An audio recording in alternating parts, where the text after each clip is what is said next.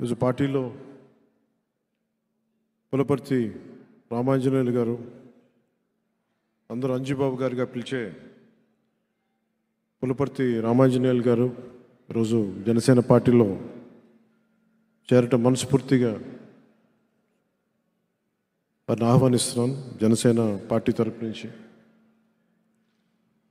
వారితో పాటు గాదిరాజు వెంకట సత్య సుబ్రహ్మణ్యరాజు గారిని,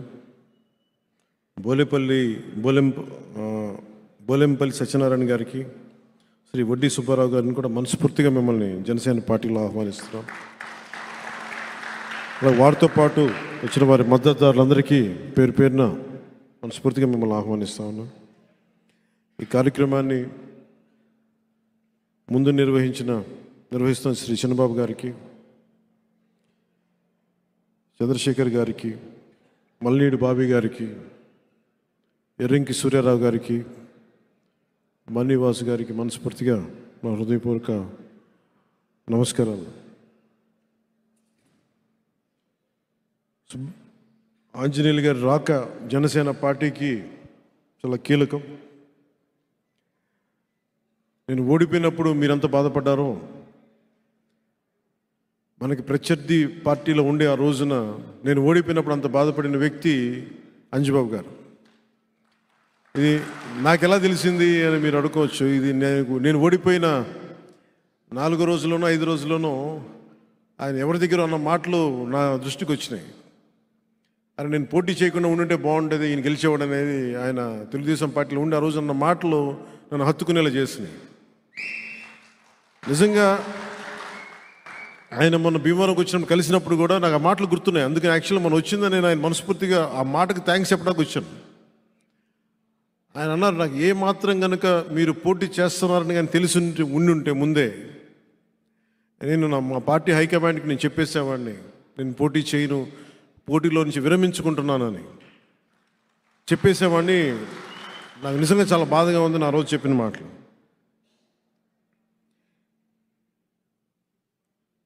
ఇన్ని సంవత్సరాలుగా ఉండటానికి ఒక నివాసం అడిగాను భీమవరంలో. నేను ఒకటే నిర్ణయించుకున్నాను, ఈ ఆఫీసు ఎలా మనం ఇక్కడ కూర్చొని చేసుకుంటున్నామో భీమవరం జనసేన పార్టీ ఆఫీసు ప్రారంభిస్తాం.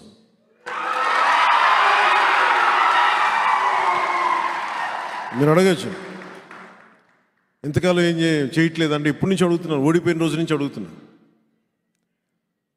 చాలామంది ఇస్తామని వచ్చినా కానీ ఆ స్థానిక ఎమ్మెల్యే దౌర్జన్యం వల్ల, భయాల వల్ల సంతకాల దాకా వచ్చి వెనక్కి వెళ్ళిపోయేవాళ్ళు. ఒక ఎమ్మెల్యే అభ్యర్థిగా పోటీ చేసిన నాకే స్థానం ఇవ్వడానికి ఇంత భయపడుతున్నారంటే ఏ స్థాయిలో గుండాయిజం, రౌడిజం ఉందని. ప్రతి ఊర్లో ఇలాంటి వాళ్ళే ఉన్నారు, మనం అందరం తట్టుకోవాలి కదా. నాకేముందంటే, నాకు యుద్ధం చేయడం తెలుసు. నాకు ఒక గొడవ జరిగినప్పుడు, ఒక అన్యాయం జరిగినప్పుడు యుద్ధం చేయడం తెలుసు. నాకు 2019 ఎన్నికల్లో కూడా భీమవరం సభల్లో మాట్లాడేటప్పుడు దురదృష్టవశాత్తు మన నాయకులే, ఇప్పుడు లేరనుకోండి, వాళ్ళు వద్దండి, వాళ్ళు మా బంధువులు అవుతారు, వీళ్ళు మాకు వియ్యంకులు అవుతారు, వీళ్ళు మాకు ఈ కత్తి దూసినప్పుడు యుద్ధం చేయాల్సిన పరిస్థితుల్లో కత్తి ఎత్తకూడదంటే ఎట్లా, ఏం చేస్తాం? కౌరవులు పాండవులు అన్నదమ్ములే కొట్టుకున్నారు, 18 అక్షౌహిణీలు కొట్టుకున్నారు, ఇద్దరు అన్నదమ్ములే. రాజకీయాల్లో యుద్ధమే ఉంటుంది, బంధుత్వాలు ఉండవు. నిర్ణయం తీసుకున్న తర్వాత బంధువులా కాదా, వియ్యంకులా, ఇంక గొడవలు ఉండవు. ప్రత్యర్థి వర్గమా, నా వర్గమా, రెండే ఉంటాయి. నాకు పోయిన ఎన్నికల్లో యుద్ధం చేయడానికి బంధుత్వాలు, ఆడబిడ్డలు, మా బిడ్డను ఇచ్చాం మీరేం అనకూడదంటే నేనేం మాట్లాడగలను చెప్పండి. నాకు నిజంగా అప్పుడు బాధ అనిపించింది. నాలాంటి వాడిని మీరు ఏ కడపలో పెట్టుంటే బాగుండేది, ఇక్కడ పెట్టారు, నాకు అనవసరంగా అనిపించింది. డైరెక్ట్ జగన్మోహన్ రెడ్డి మీద పోటీ చేస్తుంటే బాగుండేది నాకు తేలిగ్గా. అక్కడ నాకు ఆ ఓటమి ఇష్టం, నాకు ఈ ఓటమి కంటే. పులివెందుల్లో పోటీ చేసి ఓడిపోవడం నాకు ఇష్టం. కానీ యుద్ధం చేయడానికి వీళ్ళు మన బంధుత్వాలతోటి నన్ను సంఖ్యలు కట్టేశారు. నాకు నేను యుద్ధం చేసేటప్పుడు వెనక ముందు ఆలోచించలేదు, కానీ చేయబోయే ముందు లక్ష ఆలోచిస్తాం. ఈ రోజున నేను సీట్లు తగ్గిపోయినాయి ఇవన్నీ మాట్లాడుతుంటే, నా ఒక్క సీటు కనుక గెలిచుండి ఉంటే, ఒక్క సీటు ఒకటి పరిస్థితి వేరేగా ఉండేది. ఈరోజు పరిస్థితి వేరేగా ఉండేది. అంటే గతంలో చేసిన తప్పులు వెంటాడతాయి అంటారు చూసారా, ముందు తరాలు చేసిన తప్పులు మనల్ని వెంటాడతాయి. నేను వాటన్నిటికీ పరిహారం కట్టాను. నేను ఈ రోజున ఒక నవశకం ప్రారంభించాం, ఒక ఇంపాసిబుల్ అలయన్స్. అది ఎమ్మెల్యేగా ఓడిపోయిన వ్యక్తి, భీమవరంలో ఎమ్మెల్యేగా ఓడిపోయిన వ్యక్తి ఈ అలయన్స్ని ముందుకు తీసుకెళ్లడంలో కీలకమైన వ్యక్తి అయ్యాడు. ఏదో నేను అతిశయోక్తిగానో గర్వంగానో చెప్పట్లా, కీలకమైన పదమే వాడుతున్నా. అంటే ఉన్న ఒక్క ఎమ్మెల్యే వెళ్ళిపోయినా నిలబడి ఉన్నామంటే మీ గుండెల్లో ఉన్న స్థానం నాకు అంత బలం ఇచ్చింది. ఎమ్మెల్యేగా ఓడిపోయినా కానీ మీ గుండెల్లో పెట్టుకున్న నాయకుడి స్థానం చెదరలా, నాకు అది సరిపోయింది. ఈ 5 సంవత్సరాలు మనందరం కూడా రకరకాల కేసులు ఎదుర్కొన్నాం. మహిళలు, సగటు మధ్యతరగతి మహిళలు కూడా అటెంప్టివ్ మర్డర్ కేసుల మీద పెట్టేసి జైల్లో పెట్టారు వీళ్ళు. భీమవరంలో ఎంతమంది మీద ఫాల్స్ ఎస్సీ అట్రాసిటీ కేసులు. ఇందాక ఆంజనేయులు గారు కూడా అదే చెప్తున్నారు, ఆయన మీద కూడా ఎస్సీ ఫాల్స్ అట్రాసిటీ కేసు, బెదిరించేయడాలు. భీమవరం ఒక కుబేర నగరం, అత్యంత కుబేరులు ఉండే నగరం, ఒక రౌడీ చేతులు ఇరుక్కుపోయింది భీమవరం. మన బంధువులే ఉండొచ్చు, పొద్దున్న లేస్తే మన బంధువులు, మన కులపోడైనా సరే, మన ఇంట్లో వాడైనా సరే దాడులు ద్రోహాలు చేస్తే మనం ఊరుకుంటున్నామంటే తప్పు వాళ్ళదో మందు కూడా అవుతుంది. నాకు నిజంగా బాధ కలిగింది. మీరు చెప్పండి, నేను కనుక అడ్డగోలుగా అన్యాయాలు దోపిడీలు చేస్తే మీకు నచ్చదు కదా. నేను చాలామందికి బంధువు. కానీ మీరు ఒక ఆశయాన్ని తీసుకెళ్లేటప్పుడు, ప్రజాస్వామ్యాన్ని కాపాడాలనుకున్నప్పుడు తప్పులు చేస్తుంటే, వెనకేసుకొస్తుంటే ఇంకెవడు ప్రపంచాన్ని ఈ సమాజాన్ని ఎవడు మార్చలేదు. మొన్న భీమవరంలో కూడా ఇదే మాట ఇంకొకసారి ఉద్ఘాటిస్తున్నాను అన్నమాట. ఒక వ్యక్తి చేసిన తప్పు కులం మీద పడిపోతుంది, అతని వర్గం మీద పడిపోతుంది. వైసీపీ ఎమ్మెల్సీ అనంతబాబు చేసిన, మన మీదేమో ఇక్కడ పులపర్తి ఆంజనేయులు గారి మీద కానీ ప్రతి ఒక్కళ్ళ చాలామంది మీద ఎస్సీ ఫాల్స్ అట్రాసిటీ కేసులు పెడతా ఉంటారు. మరి వైసీపీ ఎమ్మెల్సీ తన దగ్గర పనిచేసే ఒక దళిత కులానికి చెందిన ఒక డ్రైవర్ని చంపేసి డోర్ డెలివరీ చేస్తే, జైల్లోంచి బయటకు వస్తే జైలు పలుకుతున్నారు, వెల్కమ్ బాస్ ఇస్ బ్యాక్ అంటే ఏమి సంకేతాలు పంపితే మీరు చెప్పండి. మన వాడే తప్పు చేశాడు, మన కులస్తుడే, మనోడే తప్పు, మనం కరెక్ట్ చేశాడని వాళ్ళు చేసిన తప్పుని మనం వెనకేసుకొస్తే ఇది అందరికీ దెబ్బ తగులుతుంది. భీమవరం కూడా నేను కోరుకుంటుంది, ఇప్పుడు దాకా నేను నోరెత్తలేదు, ఇప్పుడు ఎత్తుతున్నాను. గంధి శ్రీనివాస్ని అక్కడి నుంచి తరిమేయాలి.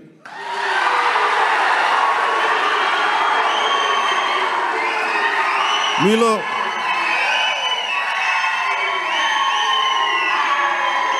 చాలామందికి బంధువతలు, బంధువు అతను. చాలామందికి అతను బంధువు సరైనవాడా? కాపు కులస్తుడే సరైనవాడా? కాపు కులస్తుడే మంచి చేసేవాడా? కాపు కులస్తుడే సమాజానికి అండగా ఉండేవాడా? మరి అలాంటి వాడిని ఎలా వెనకేసుకొస్తాం? మన బంధువు అని చెప్పి, మన కాపు కులస్తుడు అని చెప్పి ఎలా వెనకేసుకొస్తాం?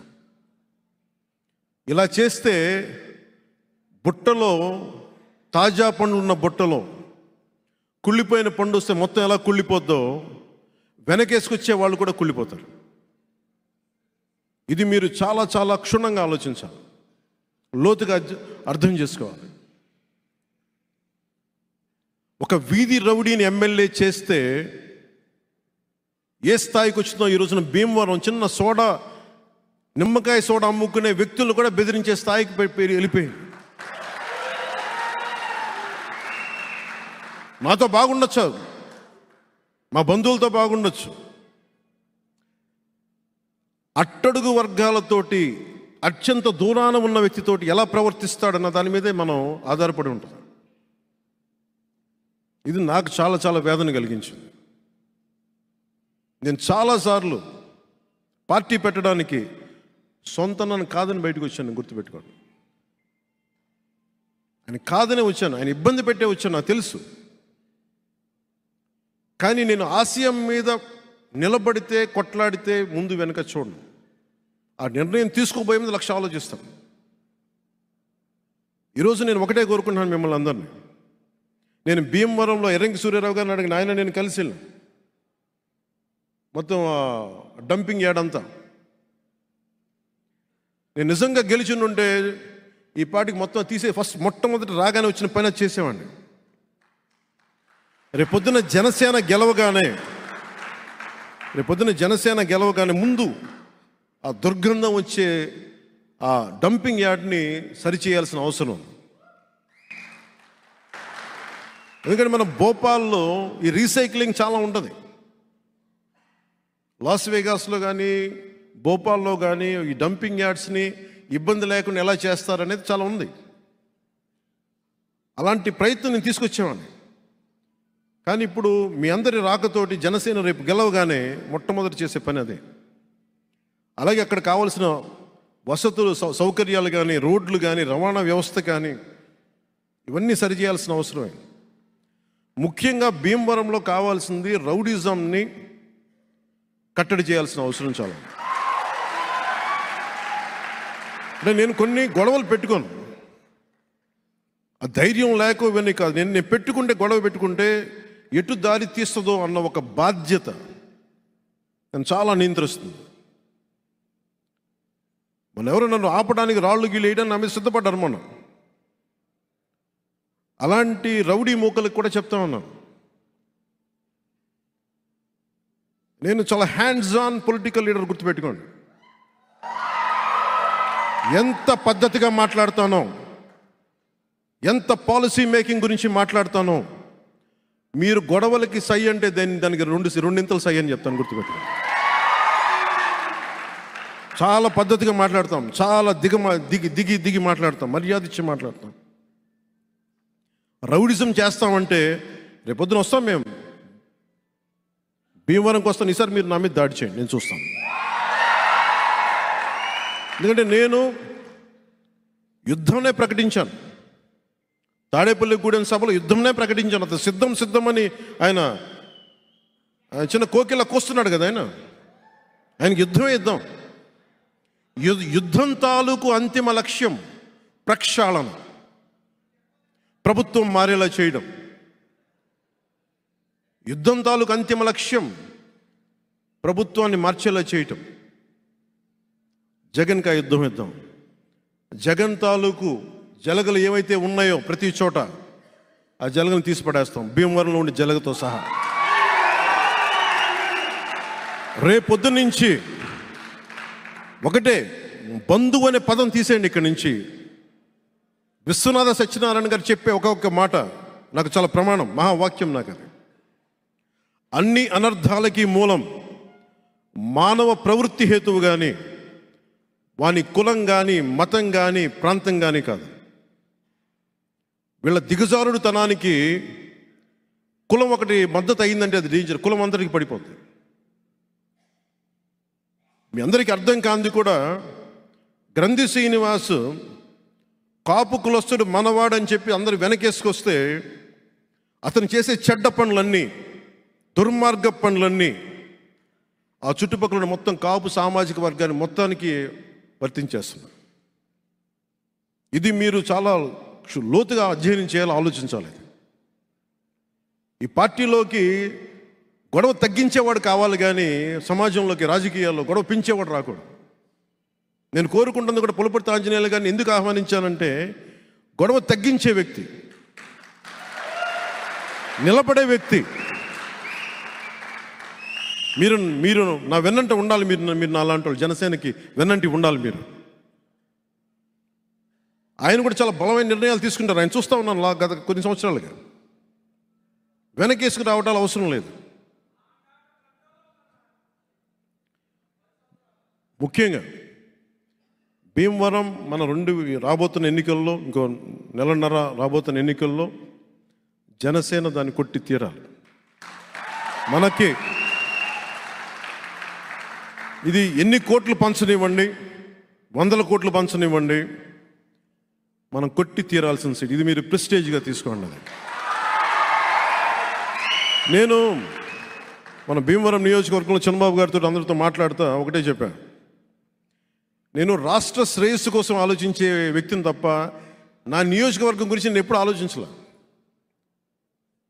అంటే నేను నిజంగా అంత వ్యూహమే ఉండుంటే, నాకు వ్యూహం అంతా దేశం మీద ఉంటుంది, లేదంటే రాష్ట్రం మీద ఉంటుంది. కానీ నా గెలుపు మీద ఎప్పుడు లేదు.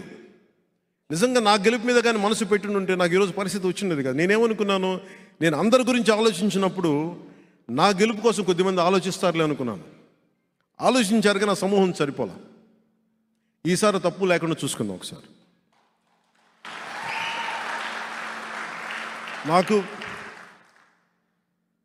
నేను తీసుకున్నది తక్కువ ఎక్కువ ఇవన్నీ మర్చిపోండి. 175 సీట్లు 175 సీట్లు జనసేన పోటీ చేస్తుంది. 175 సీట్లో భారతీయ జనతా పార్టీ పోటీ చేస్తుంది. 175 సీట్లో తెలుగుదేశం పోటీ చేస్తుంది. ఎందుకంటే ఈసారి జగన్ తాలూకు పార్టీని పక్కన పెట్టకపోతే రాష్ట్రానికి కాదు దేశానికే హాని. అది ఇంత ఒక్కడి దగ్గర ఇన్ని వేల కోట్ల డబ్బు, ఒక్కడి దగ్గర ఇంత అరాచకం, ఇంత కిరాయి సైన్యం, ఒక్కడి దగ్గర ఇంత అక్రమంగా అధికారం, ఒక్కడి దగ్గర చేరితే ఇంకెవడు బతకలేడు. భీమవరంలో ఇంతమంది పెద్దలు ఉన్నారు. ఒకరు కాదు, ప్రపంచంలో అత్యంత ఎక్కువ ప్రపంచంలోని కుబేర్లంతా ఇక్కడ ఉన్నారు భీమవరంలో.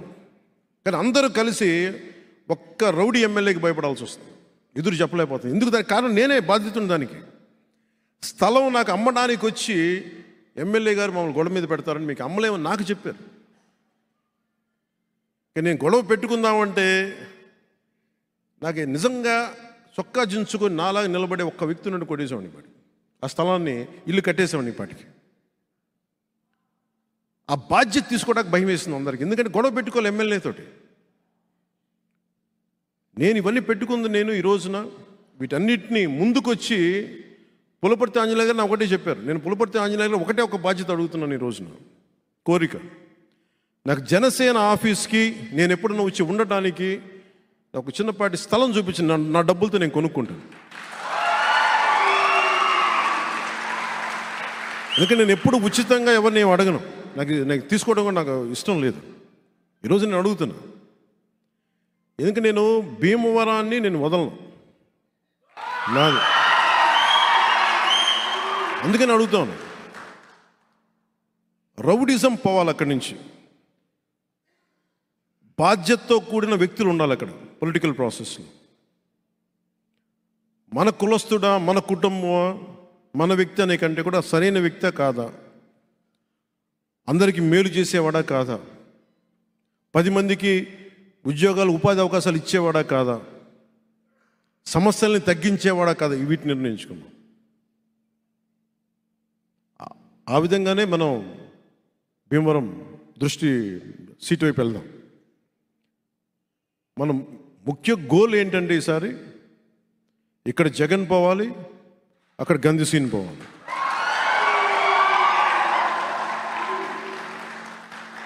ఎందుకంటే వీళ్ళు ఆధారపడ్డ ఈ క్రిమినల్ చెట్టు ఒకటి ఉంది. వేళ్ళు ఉనికిపోయిన ఒక మర్రి చెట్టులాగా వేళ్ళు ఉనికిపోయారు. కూకటి వేళ్ళతో సహా పెకిలించాలి. నాకు ఎంత వేదన కలిగిందంటే, మనకి ఒక మహిళా సర్పంచ్ కదండి, మనకి అది ఏ నియోజకవర్గం, తులసి మన మత్స్యపురి, ఇల్లు కూల్చేశారు. దళిత కులానికి చెందిన ఆవిడ ఇల్లు కూల్చేసి, ఒకవైపు దళితుల కులాలకు సంబంధించిన వాళ్ళు ఇల్లు కూల్చేస్తారు.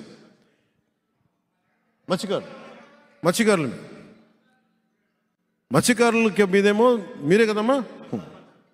ఆవిడ సర్పంచ్గా గెలిస్తే ఆవిడ మీద ఎస్సీ ఎస్టీ ఆవిడ వాళ్ళ ఇల్లు కూల్చేశారు. మన జన సైనికులు అందరూ వెళ్ళి తిరిగి ఆవిడ ఇల్లుకి నిర్మాణానికి సహాయం చేశారు.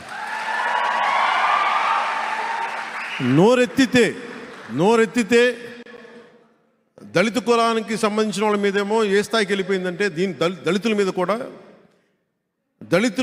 దళితుల మీద ఎస్సీ ఎస్టీ అట్రాసిటీ కేసు పెట్టించే స్థాయికి వైసీపీ ప్రభుత్వం వెళ్ళిపోయింది.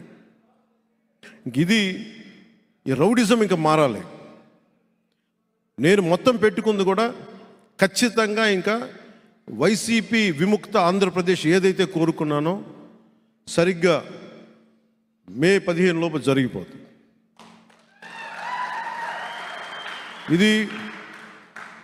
ఈ అలయన్స్ చాలా కష్టసాధ్యమైంది, ఇంపాసిబుల్ టు అచీవ్. మీ అందరి గుండెల్లో ఇచ్చిన స్థానం నాకు గుండెల్లో ఇంత కొండంత బలాన్ని ఇచ్చింది. నాకు భీమవరంలో మనస్ఫూర్తిగా చెప్తున్నాను, నాకు ఇప్పుడు ఓటమి లేదు. నాకు ముందడిగే ఉంటుంది తప్ప నాకు ఓటమి అనేది తెలియదు. నాకు జీవితంలో గెలుపు కూడా తెలియదు. నాకు ప్రయాణమే తెలుసు, ముందడిగే తెలుసు. నేను కోరుకున్నదల్లా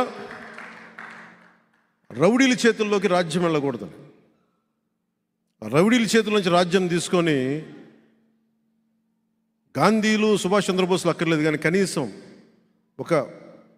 కనీస విలువలు ఉన్న రాజకీయ నాయకుల చేతిలో ఉండాలని కోరుకునేవాడిని. అది తీసుకొస్తాం. దాంట్లో భాగంగానే మన భీమవరం సీటు జనసేన అవ్వాలి. పోయినసార్లా కాకుండా మనం బలమైన మెజారిటీతో మన జనసేన గెలుపుకుంటాను మనస్ఫూర్తిగా మీకు తెలియజేసుకుంటూ, మా చిన్నబాబు గారికి ప్రత్యేక కృతజ్ఞతలు. చంద్రశేఖర్ గారికి, పాపం చనమల చంద్రశేఖర్ గారు నేను ఓడిపోతే విపరీతంగా కన్నీళ్లు పెట్టుకున్న వ్యక్తి, కలిసినప్పుడల్లా కన్నీళ్లు పెట్టుకునే వ్యక్తి. ఈసారి మన ప్రభుత్వంలోకి ఇచ్చిన మీ కన్నీళ్లు తుడుస్తాం.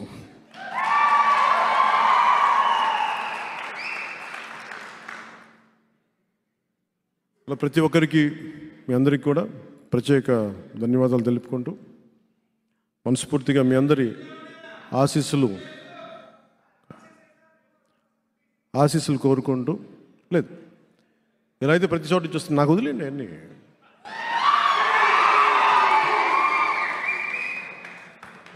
వ్యూహం నాకు వదిలేండి అమ్మా, టైమింగ్ నాకు వదిలే.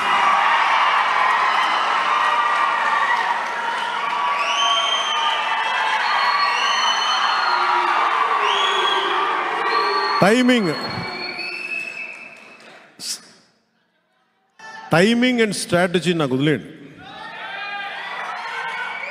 వ్యూహం నాకు వదిలేయండి. వాళ్ళ వ్యూహం సినిమాలు తీసుకునేవాడు, మన వ్యూహం వేద్దాం.